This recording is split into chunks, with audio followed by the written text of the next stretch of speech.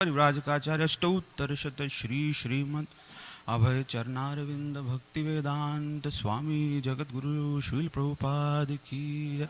जय ओम विष्णुपाद परमहंस परिव्राजकाचार्य अष्टोत्तर शत श्री श्रीमद भक्ति सिद्धांत सरस्वती गोस्वामी महाराज श्रील प्रभुपाद की जय।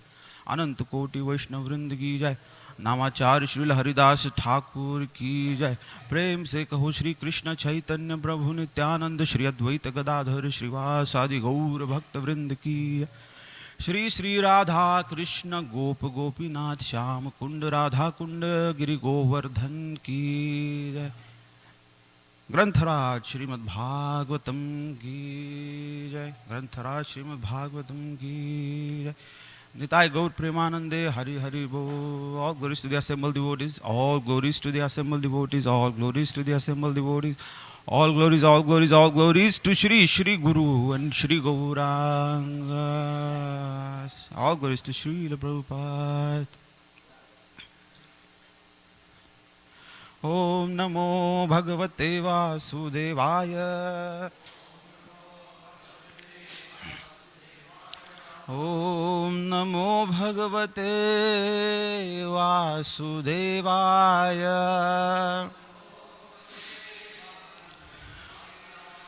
Om Namo Bhagavate Vasudevaya.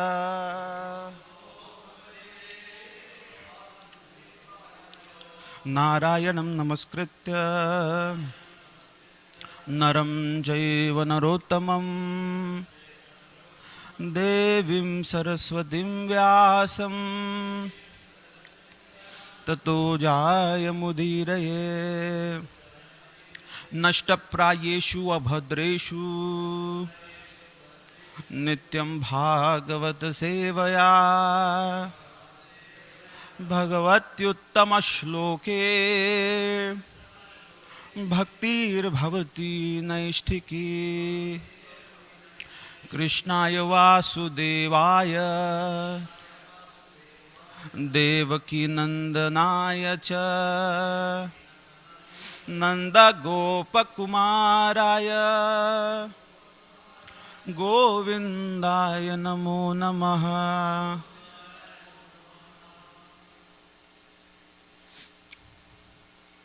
Hare Krishna, we are reading from Srimad Bhagavatam, 3rd canto, chapter 5, entitled Vidura's Talks with Maitreya. Today is the last verse, text 51. Please repeat after me. Tato vayam mat pramukha yadarthe babhuvit matman karvama kim te Tvam na swachakshuhu paridehi shaktya deva kriyarthe tadanugrahana tato vayam mat pramukhaya darthe Babhu vimatman karvam kimte Tvam nah swachakshuhu paridehi shaktya Deva kriyarthe yadanugrahana Tato vayam mat pramukhaya darthe Babhu vimatman karvam kimte Tvam nah swachakshuhu paridehi shaktya Deva kriyarthe yadanugrahanam Tato vayam mat pramukhaya darthe Babhu vimatman karvam kimte Tvam nasvachakshuhu paridehi shaktya Deva kriyarthe yadanugrahanam Please repeat. Tato vayam yad pramukhavadarte bhuvayatman karvam kimte tvam na svachakshuh paridehi shaktya devakriyarthe yadanugrahanam tato vayam yat pramukha yadarthe babu vimatman karvam kimte tvam na svachakshu paridehi shaktya devakriyarthe yadanugrahanam tato vayam mad pramukha vidarthe tato vimatman karvam kimte tvam na svachakshu paridehi shaktya devakriyarthe yadanugrahana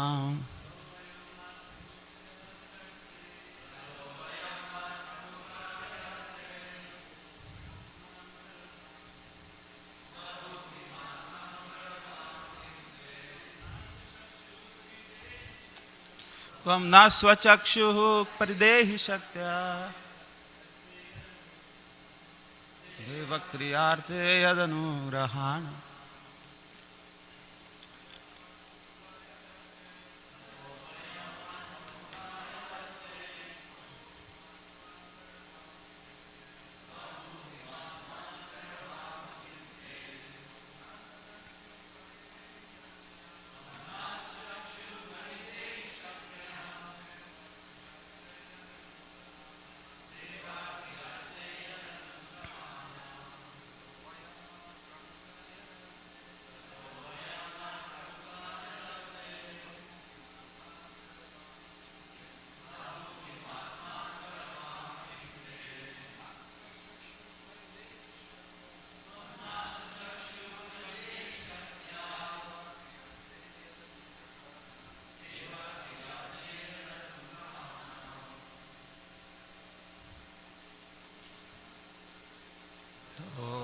yat pramukha yadarthe babhu vimatman karvam kimte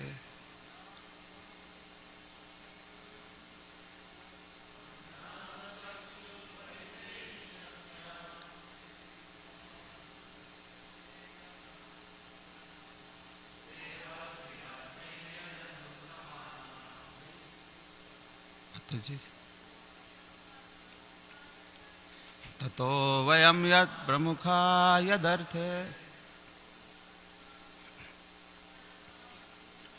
babhu vimatman karvam kimte tvam na svachakshu paridehi shaktya devakriyarthe yadanugrahana tato vayam mat pramukha yadarthe babhu vimatman karvam kimte tvam na svachakshu paridehi shaktya devakriyarthe yadanugrahana tato vayam yad pramukha babhu vimatman karvam kimte tvam na svachakshu paridehi shaktya devakriyarthe yadanugrahana tatah. Therefore, vayam, all of us, mat pramukha, coming from the total cosmos, the Mahat Tattva, yat arthe, for the purpose of which Babhuvima created Atman, O Supreme Self, Karavama shall do. Kim, what? Te, your service. Tvam, yourself. Naha, to us. Swachakshuhu, personal plan. Paridehi, specifically grant us. Shaktya, with potency to work. Deva, O Lord. Kriya Arthe, for acting. Yat, from which. Anugrahana, of those who are specifically favored. Translation purport by Abhay Charnaravinda Bhakti Vedanta Jagadguru Srila Prabhupada Ki Jai. The translation, O Supreme Self, please give us who are created in the beginning from the Mahat Tattva, the total cosmic energy, your kind directions on how we shall act. Kindly award us your perfect knowledge and potency so that we can render you service in the different departments of subsequent creation. Purport.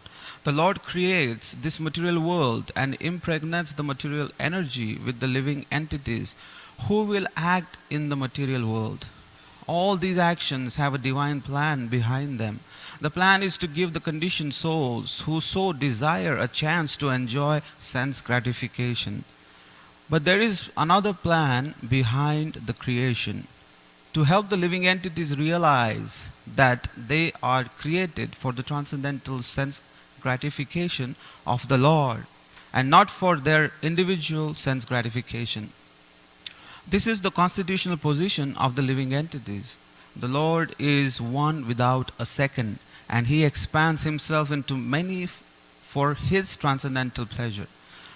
All the expansions, the Vishnu Tattvas, the Jiva Tattvas, and the Shakti Tattvas, the personalities of Godhead, the living entities, and the different potential energies, are different offshoots from the same one Supreme Lord.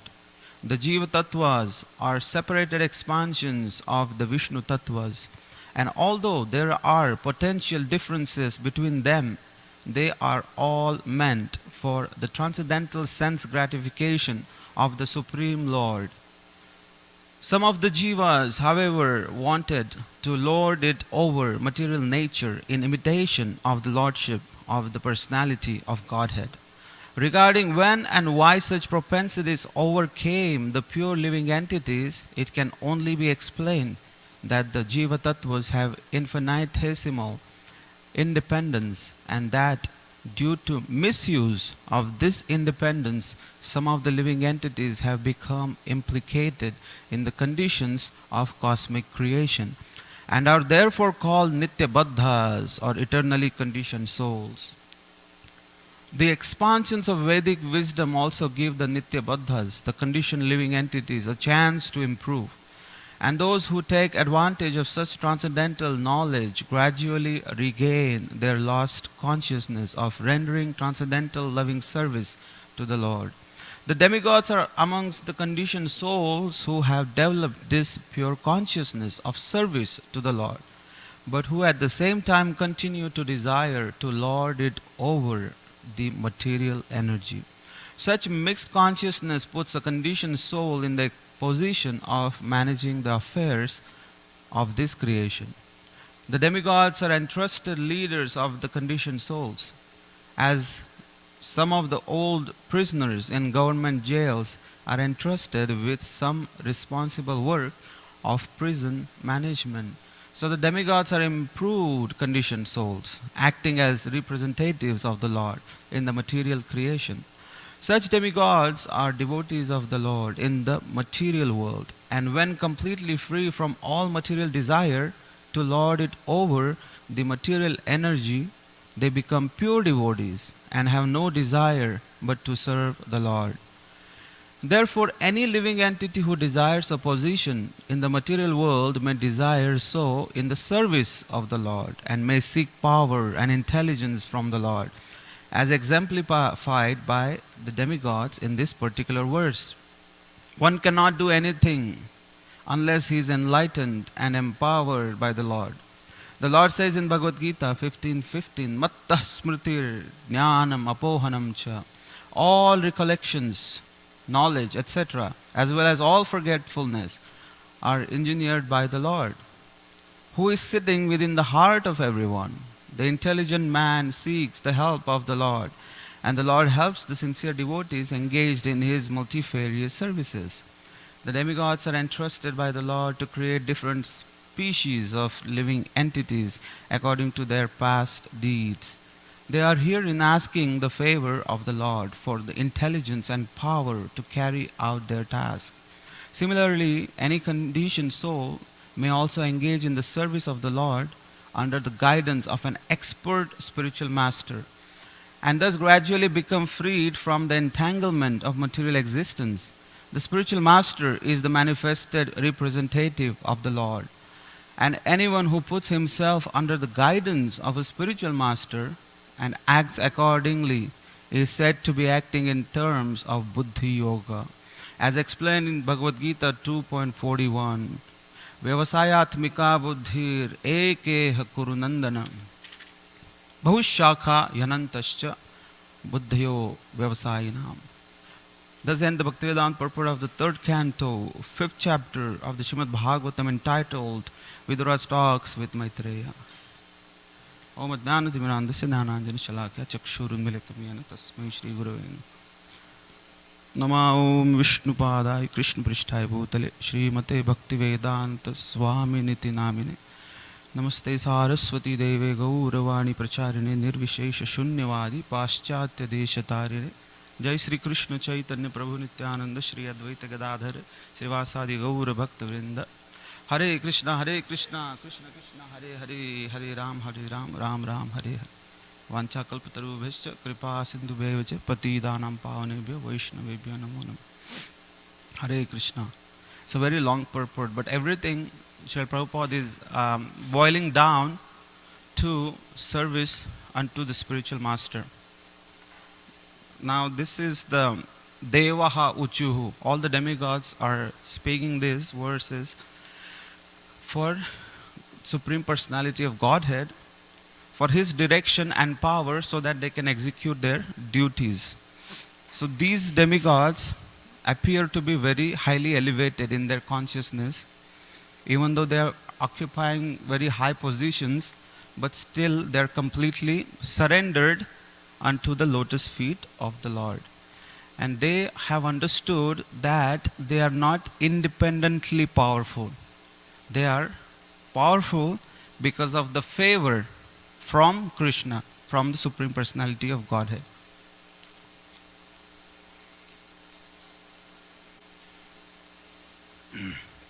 So, the beginning is they are saying that we have been created from Mahat Tattva. And Srila Prabhupada mentions that how this entire material creation has been created by the Lord just for giving some, out of compassion, giving some facility for the conditioned soul to enjoy.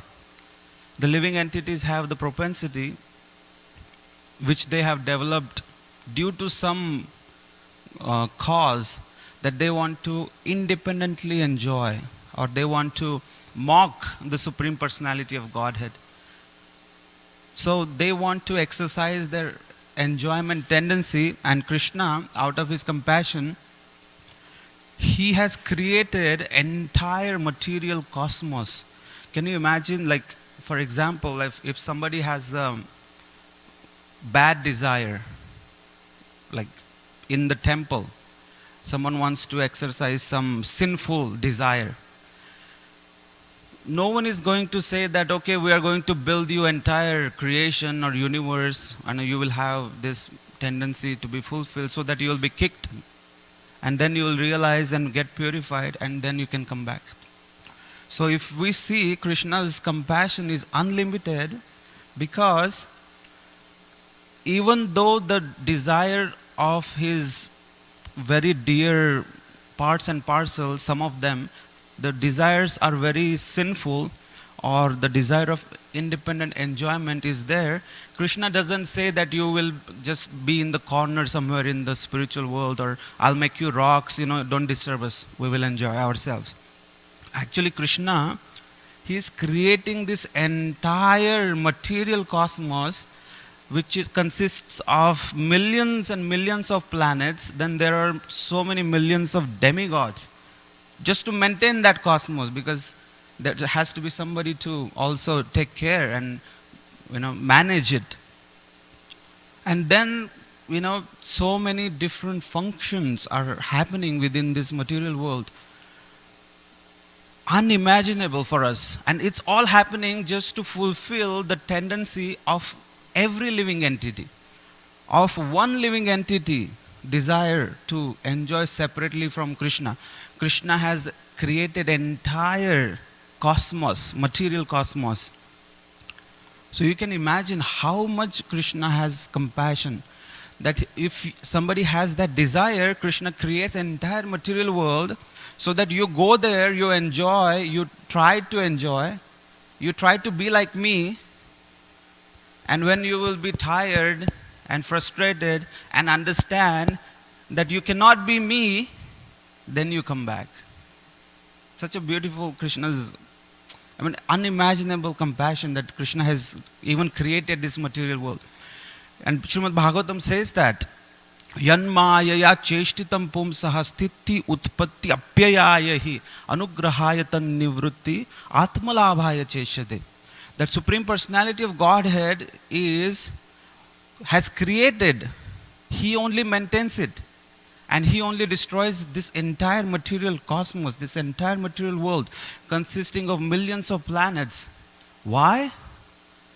Just out of his compassion, anugrahaya, and just to give the chance to the fallen conditioned soul who has somehow been infected by this material desire. Somehow it has been infected by the tendency to enjoy independently, a chance to come back, a chance to rectify himself, redeem himself, and come back to him, so that Krishna can again enjoy with that soul with the same love. So Krishna is ready to wait, and he has created this entire cosmos. Anugrahaya tan nivrutti atmalabhaya cheshyati, and it has been created, being maintained and destroyed only for the advantage of those living entities. Srila Prabhupada gives this example because many people say, how it is possible that you say God has created this entire material world? He only maintains it and he only destroys it. Doesn't make any sense. Like, why someone is creating such a big, complex, intricate structure consisting of so many planets, they are moving in the particular orbit, everything happening in the perfect order, and then he only becomes the maintainer and he only destroys it. So Srila Prabhupada gives the example of a spider. The spider, whenever he wants, he feels like he puts his spider web, he creates it, and then he only dwells in it, he relaxes in it. He's like, chilling. And he eats there, he enjoys there, he does whatever he wants. Whenever there is some little, tear, he goes and fixes it, And then, when the time comes, he only devours it. And he goes, he winds it down, and he goes somewhere else, then he puts another spider web. So Srila Prabhupada gives the example of the spider to say, if a tiny little insignificant spider can do it, why can't Krishna, the Supreme Personality of Godhead who has so much power, why can't he do that? But Srila Prabhupada says that we have become like silkworms. All the materialistic people, Srila Prabhupada gives the example of the silkworm who creates this cocoon around himself. So just like that, we also create a cocoon of this material world. We create around ourselves the shackles of material attachments. My work, my school, my friends, my relatives, and my wife, my children. We create so many attachments around ourselves, and we only bind ourselves into that cocoon of the material world. And just like the silkworm, many a times when people open up that cocoon, they find this poor fellow dead inside. This poor fellow, he has worked so hard to build that cocoon, and he has died within itself. So just like that, Srila Prabhupada says that these living entities who are so attached, they create this web around themselves. They create these attachments around themselves. They shackle themselves, and they die with those attachments. So I remember one incident long back when our devotees went to a place because somebody was about to die. And that time, our devotees are always happy. Somebody is dying, somebody is, taking birth. In whatever situation, we only know to dance and chant for Krishna's pleasure. So our devotees started doing kirtan with mridanga, kartal, and everything. And then some of the relatives got so upset. And they were like, this poor person is dying and you are singing? This is a sad moment. We are supposed to be crying. And this poor, old man who has worked so hard for the sake of his children. All the children came along with their wives, along with their children, along with their neighbors, relatives, and they surrounded this poor old fellow who has worked so hard. Already he is exhausted, almost on the verge of dying. And can you imagine, around him there are like 100 people crying. At least, if someone has a little intelligence, at least let him go peacefully. At least bid him farewell with happy faces. He has worked so much hard, but at the last moment, what he is seeing is crying faces. Don't leave us, don't leave us, don't leave us. As if he can control that. But then when there were some devotees in the family, so they said, no, they are going to chant no matter what. So we continued our kirtan.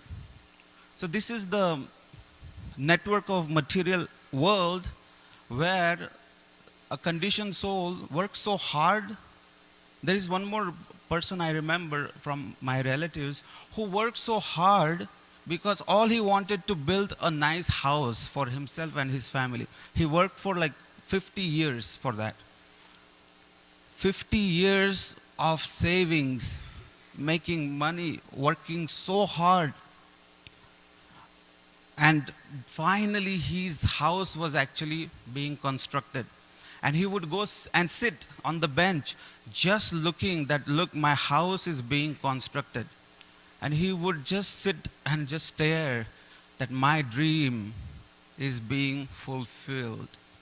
He had a name that Swapna Purti. That was the name of his house. I'm going to name my house Swapna Purti. Means the fulfillment of the dream. And this is true story. That person at that time, one of those days, he was sitting and looking at this house being, coming to reality. He had a heart attack. And he passed away on that same bench. Swapna Purti, but the problem is we are foolishly tying ourselves with wrong dreams. Our real dream, real goal, real aim in life should be to go back to real home, that is in the spiritual world. Because we have come from the spiritual world, our real home is in the spiritual world. It's already built. You don't have to build it. It's already there. All you have to do is just go back. And there are, our relatives, our real family members, and the most importantly, Krishna, Supreme Personality of Godhead. He's waiting for us. Instead of thinking of the real home, all completely happy place, the real place where one can actually enjoy and be completely aloof of all the pain or suffering. That is the real home, and one must try to go there. Now, Srila Prabhupada, he mentions in further how the atheistic class of men, they say that this material world is meant for their sense gratification. They say asatyam apratishtamte jagadahur nishwaram. They say that this world is asatyam, unreal, apratishtam, there is no foundation as such. Jagadahur anishwaram, that ultimately there is no controller, there is no God as such. And kimanyat kama haitukam, but basically it is meant for aparaspara sambhutam kimanyat kama haitukam, meaning that this world has come into existence because of combination of man and woman. They come together and they create. So because of the mutual sex life, this world has come into existence. And what is the purpose of this world? Kimanyat kama haitukam, it's meant for my enjoyment. So we had such a friend who would say the same philosophy. He would say, what is the use of chanting? Like, why are you guys, like, you're so young? What is the use of doing chanting always? Like, you are always running here and there. You say this is very important. But why don't you take life as it comes? If life offers you a big apple, you eat big apple. If the life offers you meat, you eat meat. If life offers you a beautiful woman to enjoy, you enjoy. Whatever life offers you, take it. And then he got a paralysis attack. Like half of his body was paralyzed. And of course, our devotees are always compassionate, so they went to see. And that time they said, now what has life offered to you, my brother? And then actually his only one eye, the tear came because only half of his body was working. So then the living entities, these materialistic people, realize that this world is not for my enjoyment, because actually in reality this world is full of dukkhalayam ashashvatam. This world is full of miseries. So there was a king, Bhoja. We must have heard the name. It comes in the Bhagavatam also, from whom the Bhoja dynasty comes. So that king was very pious. He would come in his palace, and he would always trigger his ministers with different questions about his spiritual conquest. He would ask questions that if there is God, why can't we see him? Why? Tell me. Then he would ask the ministers, what is the reason? And the ministers would give some answers, but if he was not satisfied, he would punish them. He would say, I'm paying you salary so that you can give me good guidance, and you don't know the simple answer to this question. So you are useless. You should be given punishment. So that King Bhoja, one time he asked his ministers, if the God exists, why can't we see him? So the ministers were very perplexed. Some answered, but they couldn't satisfy the king.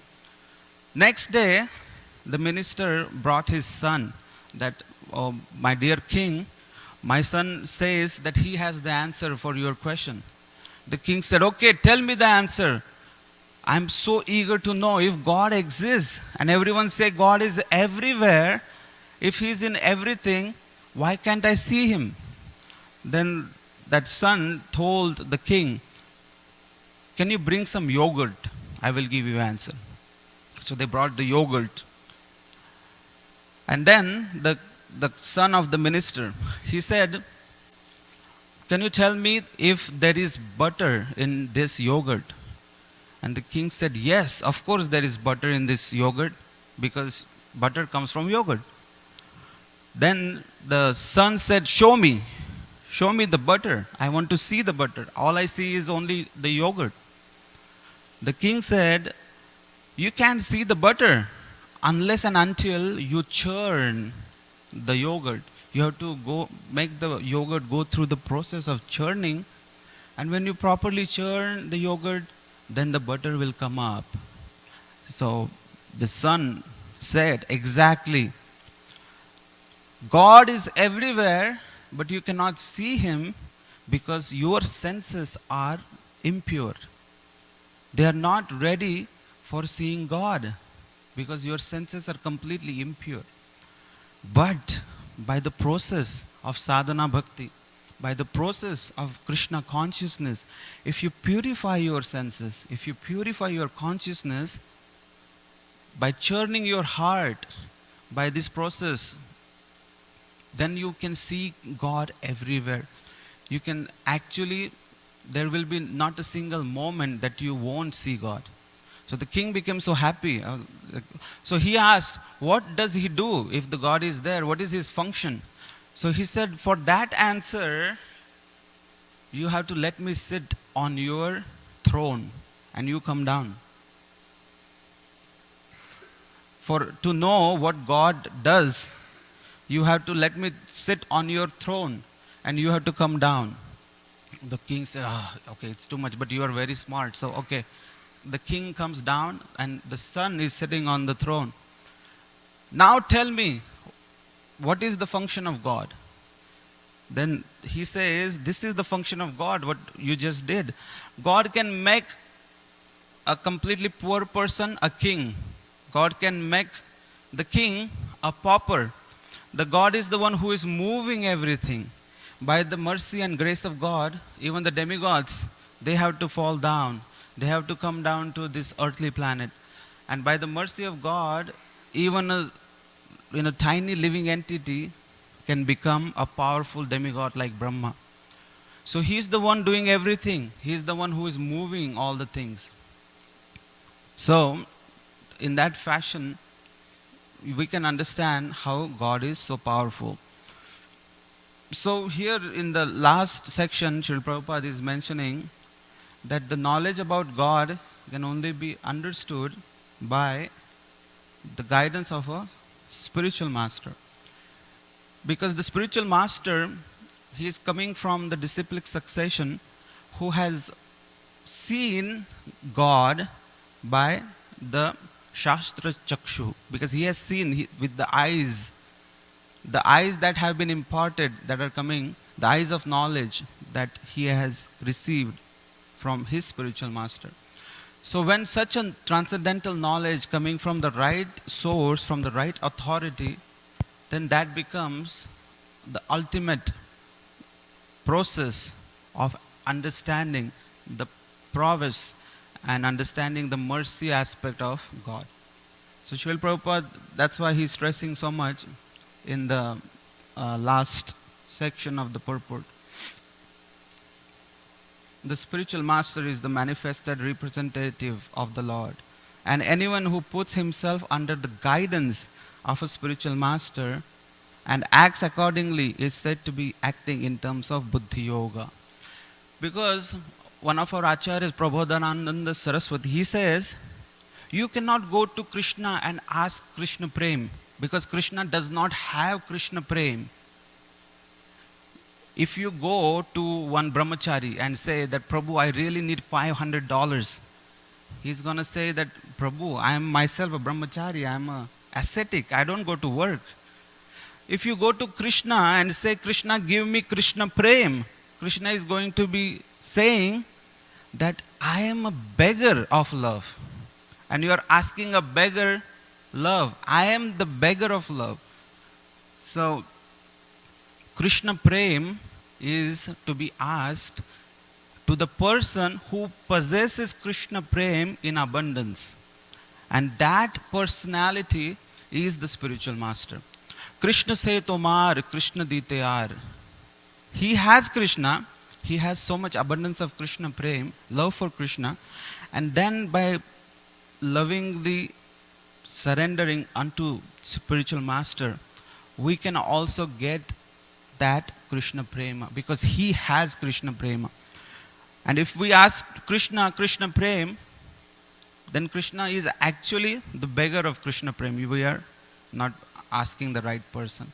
So by the service unto spiritual master, by understanding the spiritual knowledge from the spiritual master, and by surrendering unto the spiritual master, by performing devotional service, we can easily perfect our lives and attain love for Krishna and go back to Godhead. Srila Prabhupada ki jai. Hare Krishna. Please, anybody has any questions? We can take quickly. Questions, anybody?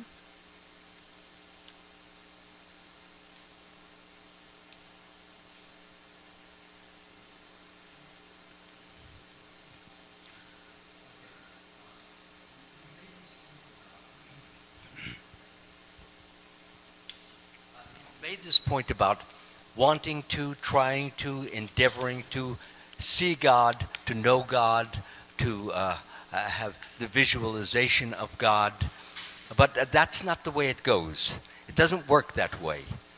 It doesn't work by our desire. It works by our desire to give pleasure to God.